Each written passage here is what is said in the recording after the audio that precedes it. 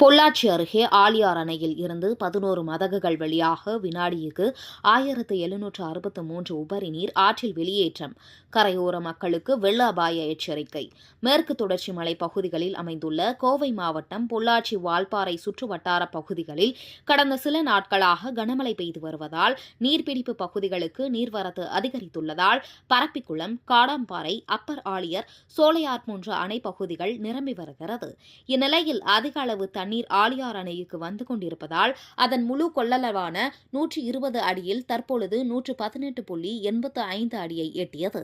இதனைத் தொடர்ந்து இன்று காலை 8 மணி நிலவரப்படி அணைக்கு நீர்வரத்து வினாடிக்கு 1763 கன அடி நீர் வந்து கொண்டிருக்கிறது.